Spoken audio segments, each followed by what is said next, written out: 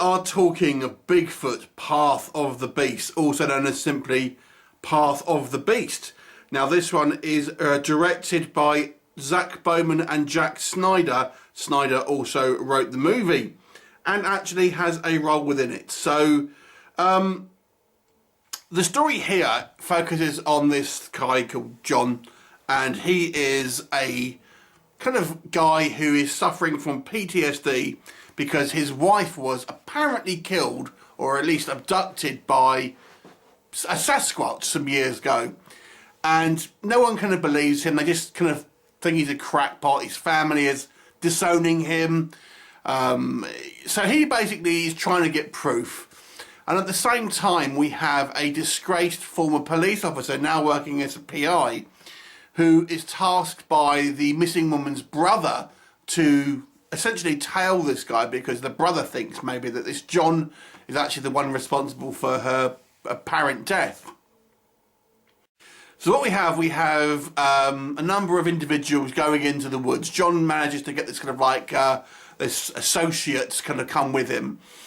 And what is in the woods, you have to watch the movie to find out. So let's talk about, first of all, what works. Okay, now the story here is fairly simplistic, it must be said. But I have to say, I found the idea here quite intriguing. It's a very, very low budget movie. Don't be expecting... I mean, I've watched a lot of Bigfoot movies over the years, and some of them have got a reasonable budget and good production value. This was an incredibly low budget film, but what I do think it does have is an interesting hook. Because this John character is, you know, he's played pretty well, and he's played like maybe he's going mad, maybe he's just imagining it. And you don't really know whether there is anything really kind of going on. Even if you see things, you could have questioned, is this just kind of like what he's imagining? Or is it kind of like, are there really kind of like, you know, a Bigfoot out there, or maybe even more than one?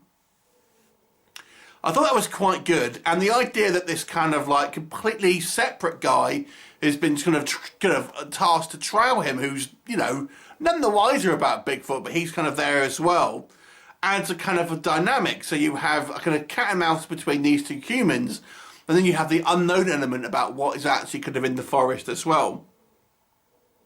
And I think the movie does do some character work here, kind of setting up John as a, you know, somewhat of a an individual who is very much at the end of his tether, suicidal, heavy drinker. His kind of family has disowned him, and you know, I think they actually do a fairly good job of some character work here, to be said. And I feel that the central hook of the story keeps you engaged right until the end, for them more or less. Now, that's not necessarily that there are some story issues, which we'll come on to, but I think the basic idea here of obviously a very low budget film, still to make a somewhat of an engaging story. Now, the Bigfoot creatures themselves are obviously just essentially repurposed gorilla suits. But the crew wisely kind of keeps them either obscured or somewhat in the distance, so there are a couple of times where it obviously is, you know, that's kind of what it looks like at the end of the day. But I feel they don't kind of like overexpose it too much, where you're thinking that just looks utter crap.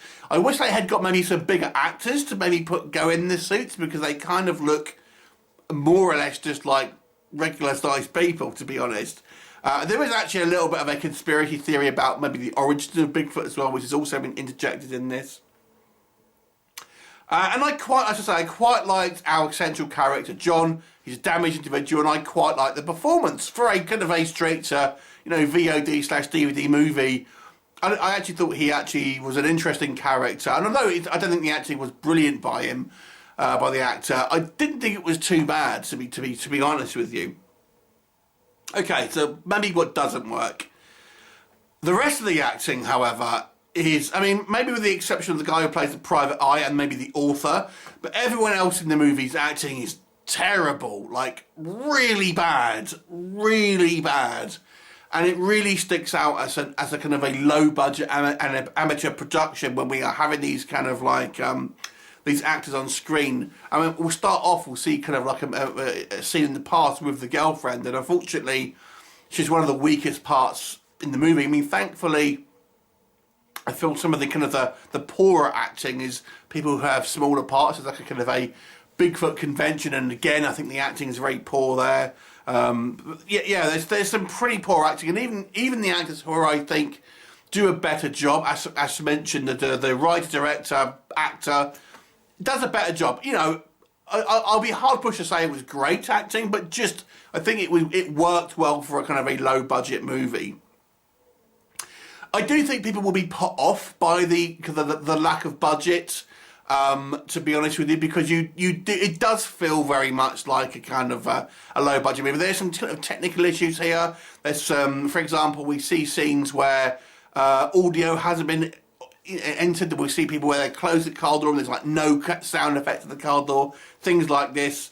So there are a couple of issues, like just small kind of things that have been kind of missed, unfortunately.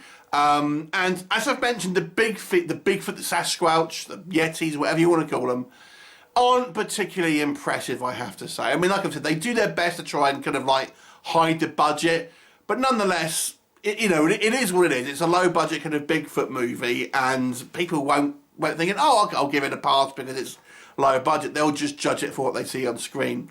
And I'm here to tell you that it's not particularly impressive. I mean, there's a couple of shots where I think it kind of looks a little better, but for the most part, it looks kind of poor.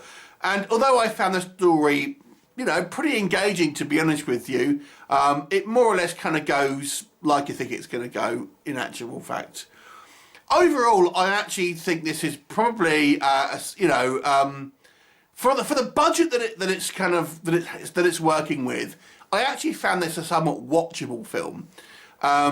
Like I said, I think the character work is done well. I think it has an interesting dynamic between our two kind of male leads here, and I was curious to see where these kind of characters would go. I mean, it was no big surprise, to be honest, but nonetheless, I was kind of engaged throughout the movie. But it really does it suffer from obviously a very low budget, and I don't know if that will be enough to kind of like convince the mainstream audience to maybe look past some of these issues. So overall, I'm going to give it a 5 out of 10. So it's pretty much, it doesn't have the budget to do anything too spectacular, and ultimately becomes somewhat of an average movie, particularly let down by some very poor performances from some of the supporting cast here. 5 out of 10. Have you seen it? What did you think of it? Leave me a comment, and I shall look forward to seeing you next time. Bye for now.